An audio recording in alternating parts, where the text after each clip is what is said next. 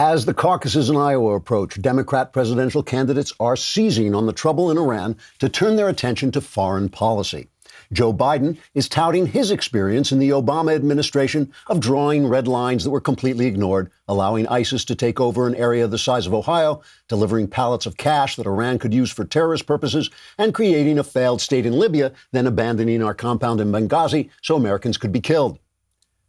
When a reporter mentioned that such a record of continuous disaster might not sway Iowa voters in his favor, Biden replied, quote, "Iowa? I thought I was in New Hampshire.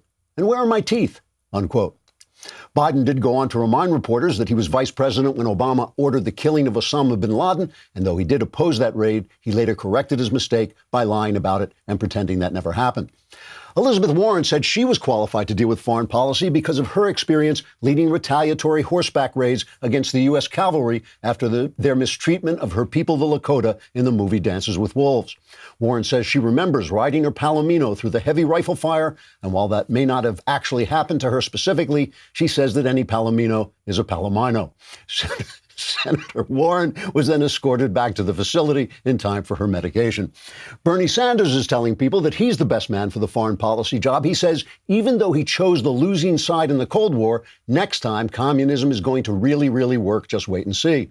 Sanders also listed the many accomplishments of his nearly 30 years in Congress, like naming a post office after Thorstein Veblen and talking utter nonsense in a thick New York accent without getting kicked out on his ear. As for Hillary Clinton, she says she's already doing a great job in the perfect presidency of her imagination. Trigger warning, I'm Andrew Klavan, and this is The Andrew Klavan Show. I feel hunky-dunky, life is tickety-boo. Birds are winging, also singing hunky-dunky-doo. Ship-shaped, ipsy-topsy, the world is zippity-zing. It's a wonderful day, hurrah, hooray! It makes me want to sing. Oh, hurrah, hooray! Oh, hooray, hurrah! All right, we're going to talk a lot more about Iran and our crazy friends, the Democrats. But first, I got to talk some more about our crazy friend, Harvey Weinstein. He went on trial in New York yesterday on 2 counts of rape, 1 count of criminal sexual act, and 2 counts of predatory sexual assault, which is a felony that includes committing sex crimes against multiple people. If convicted on the most serious charge, he could face up to life in prison. Not only that, but Weinstein was hit with more charges out here in Los Angeles. He was charged with raping 1 woman and sexually assaulting another. Now, I know I talk about this and other cases of sexual abuse a lot. And for those of you who are listening to my fictional podcast, Another Kingdom, you know Hollywood sexual abuse plays a big role in that story, too. In fact, there are eerie connections between the story and the Jeffrey Epstein case, even though I wrote Another Kingdom long before Epstein's death by make-believe suicide. But the reason these abuse stories fascinate and concern me is because widespread sexual abuse by powerful people represents the norm in human affairs, which is to say it represents something very natural in human beings, which Christians like myself consider part of our inherent sinfulness, and therefore something to be overcome, not something to be indulged. The historian Tom Holland has a fascinating new book out. It traces the effects of Christianity on the West and on Western ideas. He writes that in pre-Christian Rome, quote, to be penetrated, male or female, was to be branded as inferior, to be marked as womanish, barbarian, servile. While the body of a freeborn Roman was sacrosanct, those of others were fair game, unquote. In other words, if you had power, it was just accepted that you could sexually use someone who didn't have power.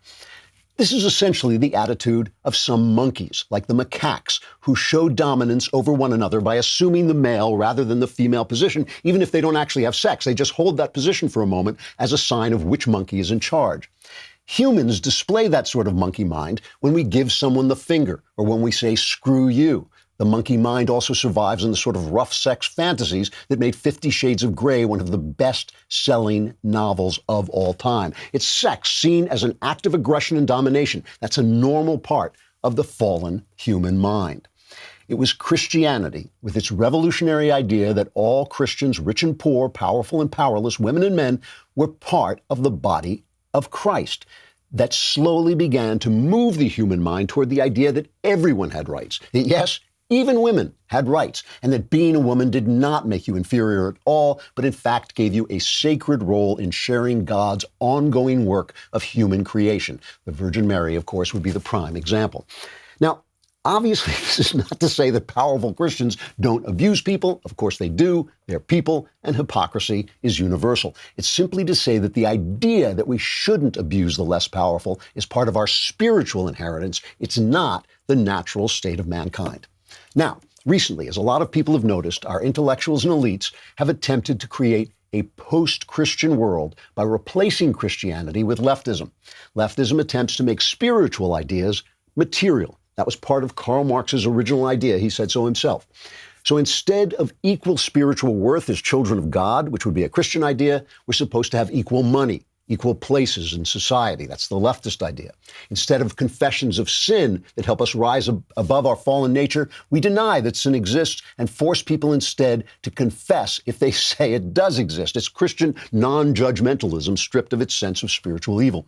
And instead of the apocalypse, we have all the nonsensical hysteria about climate change and so on. We can't break free of the Christian truth. We can only transform it into leftist lies. And so instead of equal respect for men as men and women as women, which is very much a Christian idea, we now have the leftist idea that men and women are supposed to be equal in kind, that they're essentially the same. They can do the same things, they want the same things, they have the same value priorities, and all the rest. Because that's not true, because men and women are very different in kind and not the same, leftist feminism has morphed into an anti-female philosophy, an attempt to eliminate the femininity which puts the lie to their philosophy. Under leftist feminism, women need to be like men in order to be of any worth. Lean in, be aggressive, be strong, make money, put success above family. You may have heard the actress Michelle Williams at the Golden Globes, who accepted her award, and she seemed to be saying that her ability to kill a child via abortion had helped her to success. Is that female empowerment, or is that being erased as a woman so you can compete as a man? Anyway, back to Harvey Weinstein. He's been accused of abuse by 80 women, and since I know for a fact he regularly abused men, I know some of those men, I see no reason to disbelieve the women's charges. When Ronan Farrow tried to expose Weinstein at NBC News, he was easily thwarted because NBC executives were busy scrambling to protect their culture of abusing women, led by accused serial abuser Matt Lauer, their star anchorman. Over at ABC, the top newsman is George Stephanopoulos, who used to have the job of silencing women who accused Bill Clinton of serial abuse. And when Stephanopoulos' ABC got the story about Jeffrey Epstein serially abusing underage women and girls, guess what? They spiked it. And when it was revealed that they spiked it, CBS showed themselves willing to hunt down and fire the person who made the revelation. Every single mainstream media network has been complicit in covering up the serial abuse of women, the less powerful. And yes, so is Fox News, because conservative media has signed on to the feminist lie, mostly due to their fear of being attacked as being anti-women and losing sponsors. All these media folks in Hollywood and in the news are the very people who have been selling women the leftist feminist idea, the post-Christian idea that men and women have the same desires and priorities and abilities. Harvey Weinstein said it himself. He said it's unfair he should be prosecuted because he's been telling the feminist story all these years. He told the New York Post, quote, "I made more movies directed by women and about women than any filmmaker," unquote. He told feminist stories about women, so he should be forgiven for treating women like trash. See, I think this is our society in a nutshell. I think women are being told a story about themselves that's not true, the story that they are equal in kind to men. I think feminists have insisted that they be told this story, and anyone who doesn't tell it gets shouted down and canceled. I think feminists have helped create a leftist culture of lies. And like all lies, they obscure the truth, and that obscurity, that ability for men to hide behind those lies, has allowed men and women, gays and straights, to return to the idea that the powerful can sexually abuse the powerless at will. According to Ronan Farrow, when one of Matt Lauer's victims asked him, "Why are you doing this to me?" Lauer said, "Because it's fun." I'm sure it was. I get attacked for saying all this all the time, but I'll say it anyway. I think we need to tell women a new story about who they are. Or really, I think what we need is to tell a very old story, a story that's about 2,000 years old. We're going to talk more about all of this, all the lies that the leftists have ensnared themselves in. But first, let us talk about something delightful and true, which is Helix mattresses. Some of you will find that if you get a Helix mattress, you will get a good night's sleep, but that's because you're weak. You sleep at night. I don't do that. I lie awake saying, wow, this is a comfortable mattress all night long. Helix Sleep has a quiz that you can take. It takes just 2 minutes to complete. It matches your body type and sleep preferences to the perfect mattress for you. And whether you're a side sleeper, hot sleeper, like a plush, whether you like a plush or a firm bed, with Helix, there's no more confusion and no more compromising. Helix Sleep is rated the #1 mattress by GQ and by Wired. So go to helixsleep.com/Klavan, take their 2-minute sleep quiz, and they'll match you to a customized mattress that will give you the best sleep of your life, or in my case, the best all-night awake of your life. The Midnight Luxe is medium firm and designed for side sleepers. It's perfect for me. Helix mattresses have a 10-year warranty, are made right in America, and you get to try it for 100 nights risk-free. Right now, Helix is offering up to $200 off all mattress orders at helixsleep.com/Klavan. Get up to $200 off at helixsleep.com/Klavan. You can I didn't even ask. I didn't even ask how you spell it. How do you spell it? There are no E's in Klavan. There are no E's in Klavan. I just make it look easy. Do not forget, tomorrow is the mailbag. Go to dailywire.com, hit the podcast button, hit the Andrew Klavan podcast, hit the mailbag image in there. And if you are a subscriber, as you should be, to dailywire.com, you can then ask me anything you want about anything. You can ask about religion. You can ask about politics. You can ask about your personal life. All my answers are guaranteed 100% correct and will change your life. Will they change your life for the better? You're going to have to tune in tomorrow and find out. Now, this whole thing about sexuality, about lying to women, is all part of the big lie. The big lie that there are no differences among people, that there are no differences of morality, that all morals are the same. And that is what is driving the left into absolute insanity in the death of Qasem Soleimani. Their reaction to what is happening in Iran is a result of their leftist philosophy. I want to play you some stuff that they have been talking about, the left's reaction to Soleimani. They were trying to have his funeral yesterday, but vandalism and riots broke out, so they've kind of canceled some of the funeral. But Grabian put out a montage of the media. Remember, this guy was the engineer of Iran's, the terrorist regime of Iran, trying to take over the Middle East and trying to force Americans out and killing Americans constantly, as well as killing everybody else. It's not like they were just killing Americans. They were killing anybody who got in their way. That was the idea. The idea was to spread the Iranian regime through murder. And that's what he was doing. Here is how news people sounded weeping over the death of this man. He was a war hero, the commander of Iran's feared Quds force. Qasem Soleimani was no ordinary general. The U.S. officially classified him as a terrorist, but in Iran, he was a national hero. He's regarded as personally incredibly brave. The troops love him. I was trying to think of somebody, and I was thinking of de Gaulle. A revered figure in Iran and some other places in the Middle East. Smart, charismatic, ruthless, strategic, and bold. His power made Iranians proud. But even many of Soleimani's enemies admitted he was a military genius. Qasem Soleimani was an evil genius. Soleimani was in charge of spreading Iranian influence around the world, and he was extremely good at it. He is think of the French Foreign Legion, if you will. By killing Qasem Soleimani, the U.S. has stripped Iran of an inspirational military leader. The crowds are massive and emotional. There are many tears here. Thousands of mourners on the streets in Iran. Symbolic caskets aloft, weeping and chanting, "I am Soleimani." You are fake news. And yes, you are Soleimani. I'll say, there's a writer at the Masih Alinejad, who is an Iranian journalist, author, and women's rights campaigner, and she writes in the Washington Post, she says, over the next few days, it will be hard to escape footage of huge crowds gathering in Iranian cities to mourn the death of Soleimani. Don't take what you're seeing at face value. Large numbers of people turned out to mourn Soleimani. In the city of Aves, the government has forced students and officials to attend. It provided free transport and ordered shops to shut down. According to videos sent by people inside the country, the authorities are making little kids write essays praising him.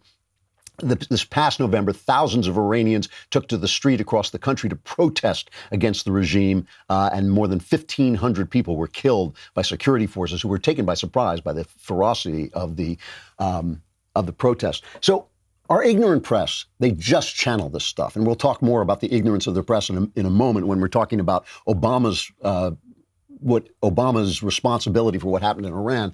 But they just channel this stuff. If the Iranians say, oh, yes, they're mourning, the press channels it because they are under the lie of this philosophy of multiculturalism, that there can be no difference between cultures, that it's wrong to say some other culture is worse than yours, although almost every other culture is worse than ours. And that's just the truth. And ours is kind of suffering.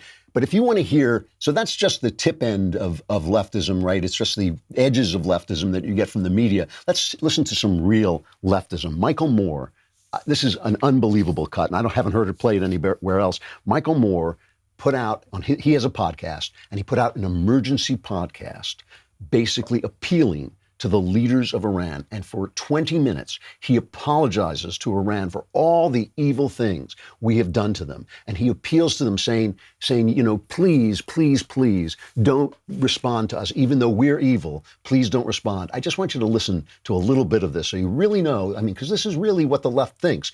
Here is Michael Moore begging the leaders of Iran not to retaliate. I want to suggest a different way. I want to suggest a different way for you to win. I want you to consider what would happen if you didn't do what Trump and the U.S. Pentagon is expecting you to do. What if you didn't follow their script? What if you said, no, we're smarter than you. We actually believe in the things we say we believe in. We believe in our God, and we believe in our book, the Quran, and we are not going to use violence, and we are not going to kill because you kill. We are not going to lower ourselves to you. He is begging the terrorist leaders of Iran, the oppressors of women, the oppressors of their own people, the killers of their own people. He is begging them to live up to the Quran and not fall to the level of Americans. That is what he's doing. And you sit there and say, well, wait, didn't you become an obese millionaire off the generosity of capitalism, off the brilliance of capitalism that allowed you to tell the absolute lies you told about the Cuban healthcare system and make $1 gazillion and have you no gratitude? But the thing is, it is forbidden by the post-Christian left to make the kinds of moral distinctions that you have to make to be able to tell the difference between Donald Trump with all his flaws, and the Iranian regime, which is evil. You can't say that. You simply can't say it because it's a spiritual point. And once you start making spiritual points, you start to bump into a lot of furniture that the Christians put in the room that they don't want to bump into, like the differences between men and women, like the need to take responsibility for yourself, like the sacrosanct nature of the family, like the fact that men and women have responsibilities to each other, to one another, that they have responsibilities to the babies that they create, not to kill them, that these are all things that you have to accept once you accept the idea that there are spiritual values of morality. So you got to get rid of all that. And when you get rid of all that, Iran and America are basically on an equal playing field, and it's just what's happening today that you can pass judgment on, if you can pass judgment on it at all. And this is why the attacks against Trump are now gearing up again to the kind of thing that you expect to hear from the left. Here's Chris Matthews talking about Trump in relationship to the killing of Qasem Soleimani. Here we are in the assassination business again. I'm sorry. This is a top general. We didn't dock him off. He wasn't operational. He was a leader. We killed this guy. A president of the United States, they used to hide from assassination responsibility. This president is bragging about his assassination. Pompeo's bragging about it. Is there a new deviancy in the American culture that we now support murder killing of political leaders? Is this what we do now? And I don't think you're an assassin. Okay. Anyway, thank you so much. This president is. Anyway, thank you, Senator. The inability to draw moral lines turns you into a guy who thinks that this is an assassination rather than an act of self-defense. Now, this goes back to the Obama administration. Remember, a lot of people used to argue with me. I got into big arguments with this. People would say to me that Obama is secretly Muslim and he's out there to build the caliphate. And I thought, that's ridiculous. That's ridiculous. The only reason you think that is because you've never heard an academic. Once you hear an academic speak, once you hear college professors talk, then you start to realize that all Obama was doing was putting forward that academic leftism that your children and you who are being taught in colleges every single day. That's all Obama was doing, a world in which it was impossible for, he was willing to go into the Arab world and apologize for America. That was what Obama did. And so for him, Iran was all about the way we treated them. If we treated them well, they would reform. It never occurred. There's such a colonial mindset behind leftism. It's the idea they're always protesting against imperialism and colonialism, but in fact, they are the most imperialist and colonial people imaginable because they can't imagine that people in other countries have their own philosophies, their own priorities, and that some of them are evil. They can't imagine that. They can't imagine the Iranians are killing us because of their philosophy. That if Michael Moore appeals to them to be true to their God might be a God with a sword. Their Quran might be a book that condemns the infidel. He doesn't know. He doesn't know. It's not like he's ever read a book. I mean, so this is the kind of thing that Obama did. And Obama set up this deal, this amazing deal with Iran, where he thought that they were supposed to dismantle their nuclear program. At PJ Media, Matt Margolis writes, he says that the Iranian foreign minister, Mohammad Javad Zarif, told CNN when the deal was negotiated, we did not agree to dismantle anything. He said this while the negotiations were in progress. Zarif also claimed Obama was mischaracterizing the intention of the deal, saying the White House tries to portray it as basically a dismantling of Iran's nuclear program. That is the word they use time and again, Zarif said on the deal during the World Economic Forum in Davos, Switzerland. Iranian President Hassan Rouhani bragged that world powers surrendered to the Iranian nation's will when they made this deal with Iran. This is Obama's deal. Now, Ben Rhodes, remember, who has been protesting and complaining about the killing of Soleimani since it happened. He was the Deputy National Security Advisor for Strategic Communications, a guy who was basically a failed novelist. He had no knowledge of what he was doing.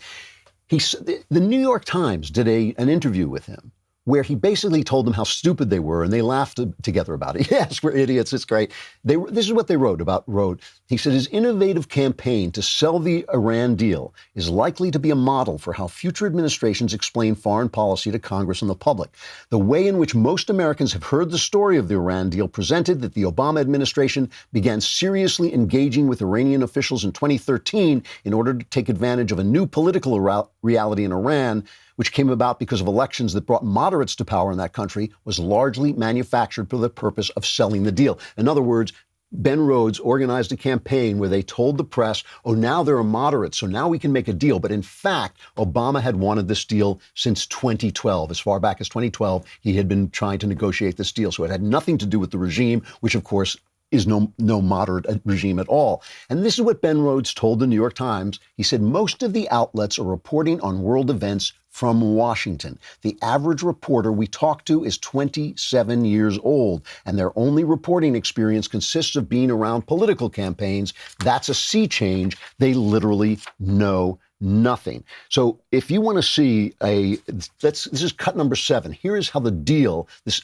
disastrous deal, which did nothing to stop Iran from gaining nuclear weapons. And even Obama said he believed it would stop them for 10, 12 years. But even he said after that, they'll get the nuclear weapons. So why he was channeling all these billions of dollars to them that they used, that Secretary of State, then Secretary of State John Kerry said, yes, they'll probably use some of that money for terrorism. But that's the way it goes because we have this fantastic deal that'll last 10 years. This is the way the media reported it. We are following the breaking news here of this historic understanding with Iran. It is definitely an historic moment. It is a historic agreement, frankly. A historic understanding and, quote, good deal. But there is, of course, still much work to be done. A lot of what happened today does not happen every day. This was a historic deal on a historic day, even though it's not done yet. This historic day in international relations and this potentially historic deal. So it is a very historic deal, and it has the potential, if we do the deal on June 30th, of changing the way global gravity works. CNN sucks. Jim Acosta weighing in there with CNN sucks.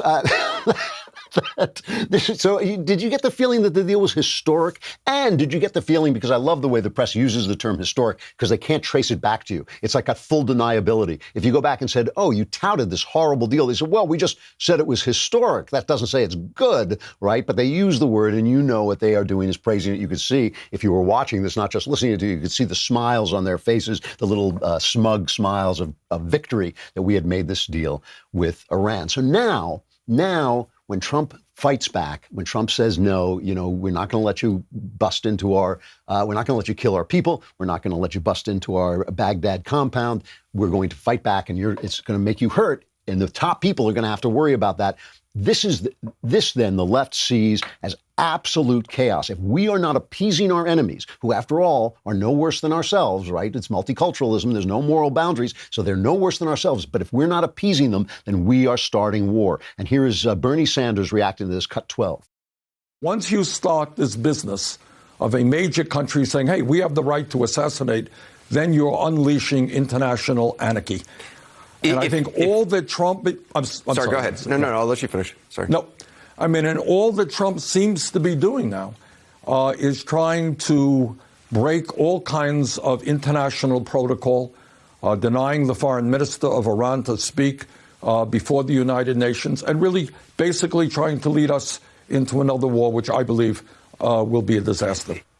So this is the other thing. There's no line drawn between taking military action, punishing bad wrongdoing, and starting another war. Everything has to be another war. Everything's Vietnam. Everything is Vietnam. No matter what happens, if we exert strength, if we make the terrorists afraid instead of us being afraid, it's another Vietnam. This is especially for Bernie Sanders, who hasn't had a fresh idea since 1962. I mean, this is definitely, the quagmire. We're always going into the quagmire.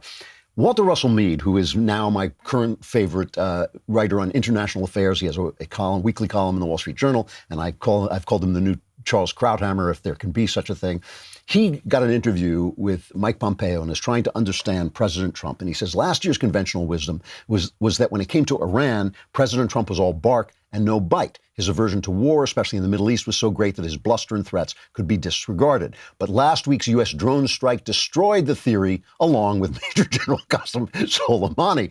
And as always, media analysis shifted immediately from Mr. Trump as cowardly ditherer to Mr. Trump as implacable warmonger, and either way, a clueless toddler acting at random. He says and by the way, he's no big Trump fan. I should point this out. He looks at Trump warily. He says both takes on Mr. Trump's Iran policy miss some critical factors. The first is that Trump never forgets his foreign policy must make sense to his base. These voters reject endless war, but they also believe the U.S. should respond to attacks on Americans. From the standpoint of his base, Mr. Trump's refusal to be drawn into premature responses to the drone and refinery attacks demonstrated patience and restraint. By responding with military force to planned attacks on American personnel and diplomats, he demonstrated courage and resolve. And then he has an interview with Mike Pompeo, and he says, this is Meade writing, he says, with respect to Iran, the administration is confident that the combination of America's fracking revolution, which allows the U.S. to exclude Iranian oil from world markets without risking a devastating rise in prices, the dramatic infotech-enabled increase in the effectiveness of American sanctions, and continuing U.S. military superiority has given America the advantage over Iran. Iran is in a box. The policy of extreme economic pressure through sanctions continues to weaken their economy. From Washington's perspective, Iran only has three choices. It can continue to resist while its domestic economy crashes. It can launch a large-scale attack on Americans and then justify a large-scale attack back, or it can enter into serious negotiations over ending its nuclear program, its missile program, and its scheme of terror and subversion in neighboring states. Any of those choices that it makes, we win. And so that's basically, he's saying that Trump does have a plan, and Trump's plan is partly gut a reaction to his base, but it's also guided by Mike Pompeo, who is a cautious thinker and a guy with a lot of foreign policy experience. It is much, much different. You have to remember that the press is not just leftist. The press is not just leftist. They're also ignorant. Ben Rhodes is right. They know nothing. And the reports that you're seeing are just as much propaganda as they are anything else. All right, we got to take a break and say goodbye to Facebook and YouTube, but come on over to dailywire.com and subscribe, Because, why? Because you want to be in the mailbag tomorrow. Go to dailywire.com, hit the podcast button, hit the Andrew Klavan podcast, find that little mailbag, and then ask me any question you want, and I will solve all your problems, which is a pretty good deal for the price of subscription. Come on over.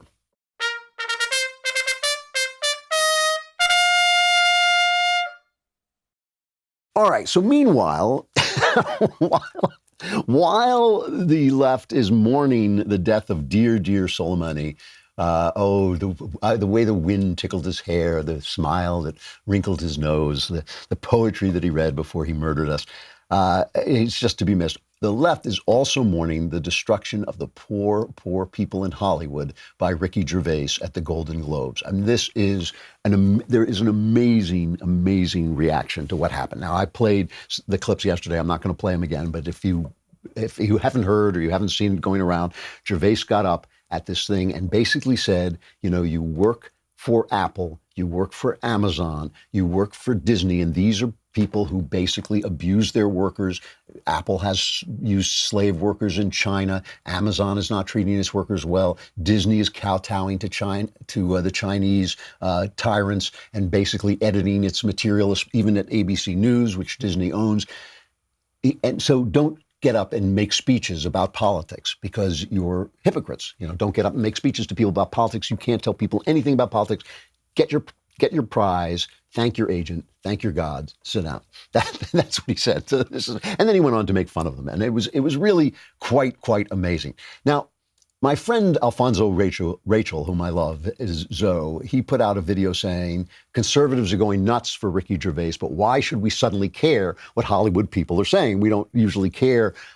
We always say we don't care what the Hollywood people think. But look, we feel that they use their influence unfairly. We feel that the speeches that they make at the award shows are just the naked expression of the leftism that infests all their entertainments, that infests every single thing that you see, almost. I mean, there are very few right-wing entertainments, very few pro-freedom entertainments, because this is the thing. This is what I really want to talk about, is the fact that this is not about right or left. Ricky Gervais is certainly not a conservative. He hates conservatives. He's not a religious person.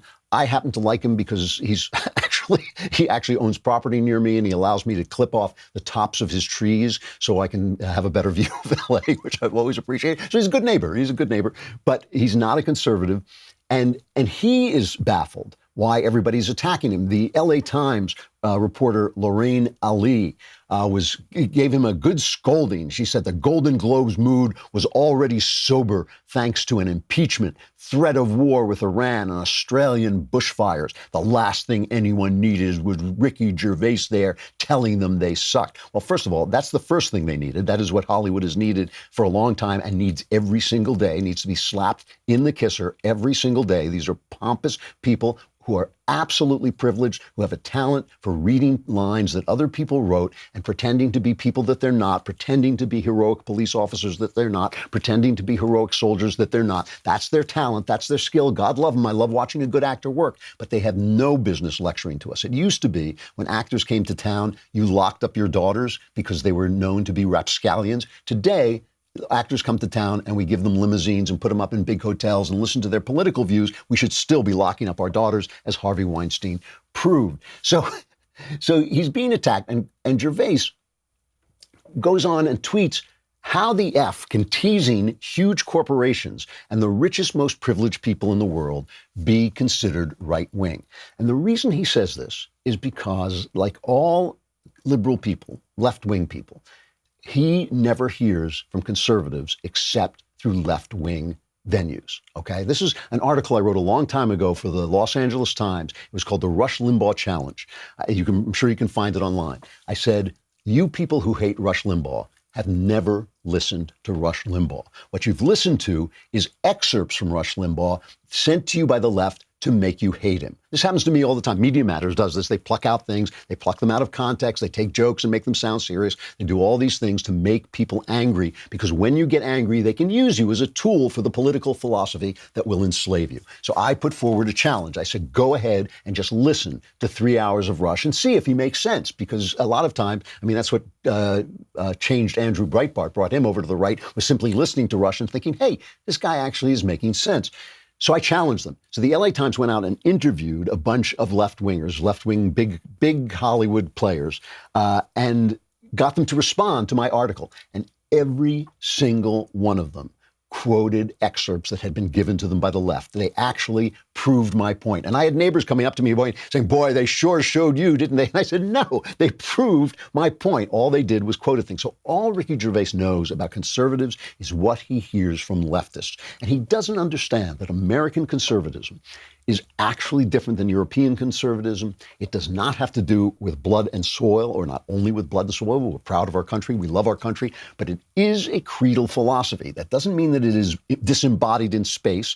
It is manifested by the avatar of America. America is the incarnation of our ideals, and we can't separate. You couldn't lift out our population and put another population in here and have them suddenly become America. We're formed by our history. We're formed by our landmass. We're formed by our presence and our population. But we are also able to accept more people into our country than other places, and we're able to spread our philosophy without conquest because we are governed by ideas. And those ideas grow out of the Bible. They grow out of the idea that all men are created and women are created in the image of God. And therefore, that is why we started to think over the centuries that they have equal rights, that all people are born endowed by God, endowed by their Creator with equal rights and are to be treated equally before the law. They're not going to be equal.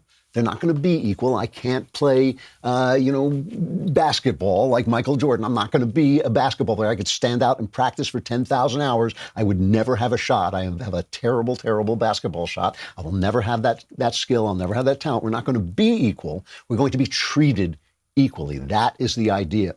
And so what Gervais and all of these guys don't understand is they don't understand that we are actually, the conservatives are actually the liberals. When you talk about that's why we talk about classical liberalism. But what they do understand is that they're under attack. And that is why you're having comedians coming out and fighting and leading the fight, okay? Because as Saul Alinsky pointed out, the kind of leftist radical, he pointed out that mockery is a tremendous, tremendous tool. So guys like Dave Chappelle and Jerry Seinfeld and Bill Maher and Bill Burr, these aren't conservative people necessarily. I mean, these are all people who want to shatter political correctness. Why? Because it is a tool of pomposity and slavery. It is a tool of the establishment. It is a tool of the deep state. If you can't say things, if you can't mock the people who are over you, you can't point out their hypocrisy, you can't do what I did in the opening segment when I was talking about Harvey Weinstein and point out that these guys are hypocrites, that maybe this is, it's not always true that hypocrites have bad ideas. A person can be a serial adulterer, but if he preaches against adultery, he's still preaching the right thing.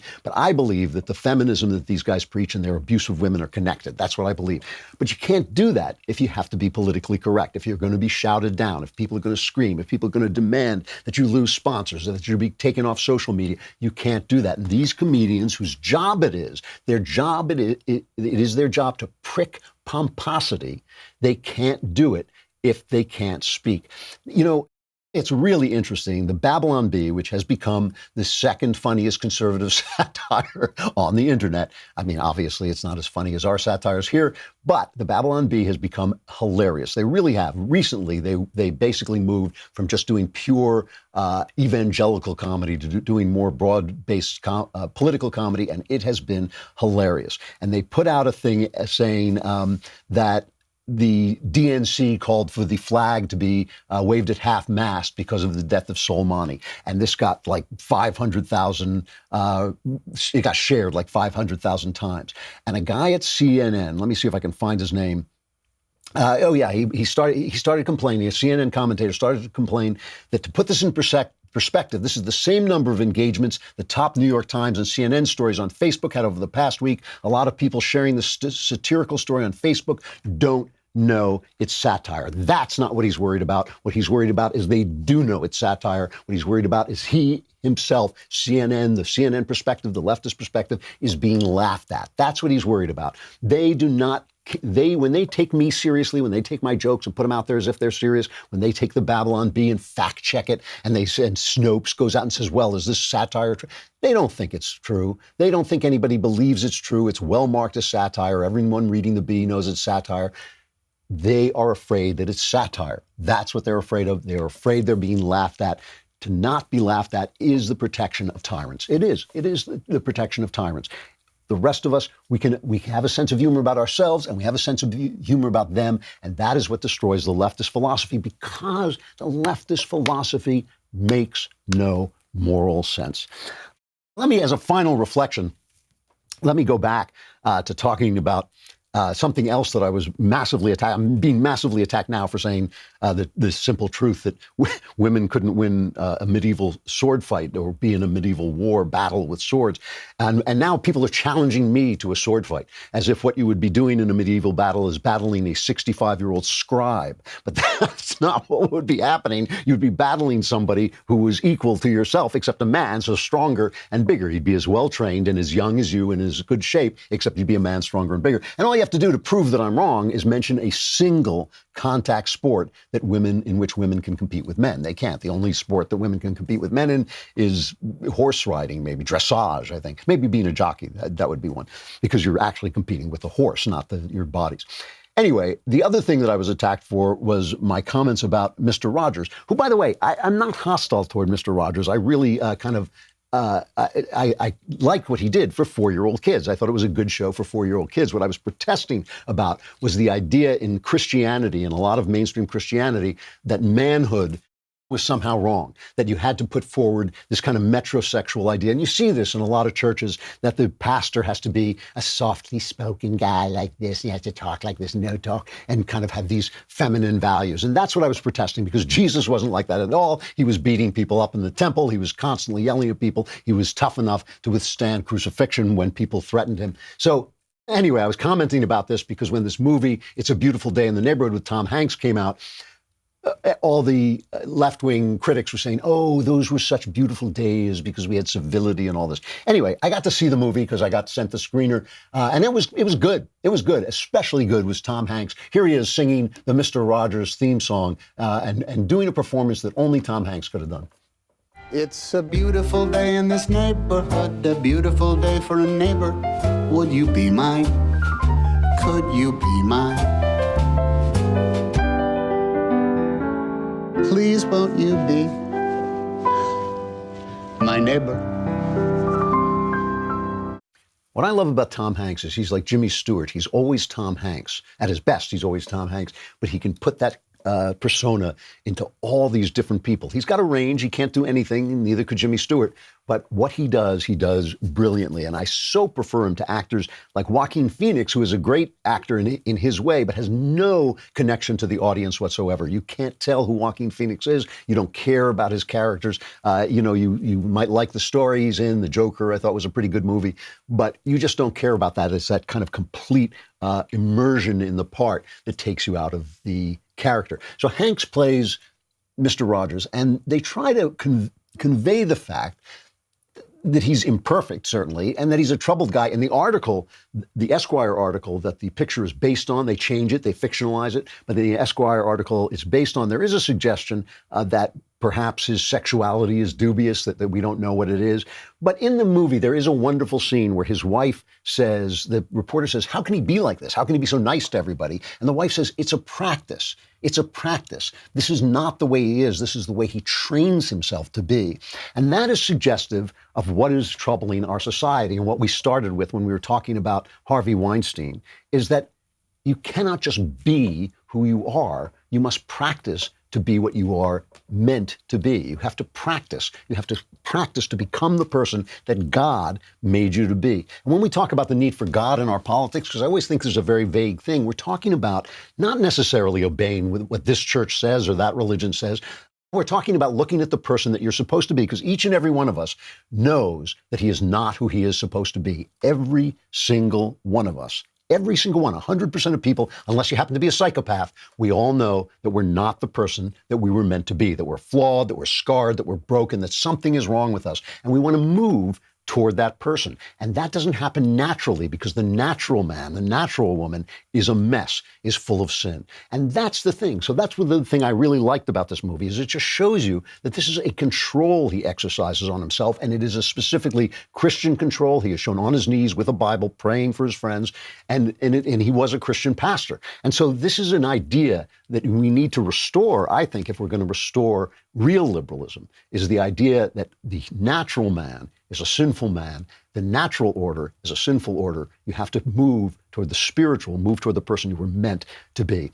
I will be talking about this more tomorrow, and the mailbag will be tomorrow, so all your problems will be solved. You only have one day to wait. I'm Andrew Klavan. This is The Andrew Klavan Show.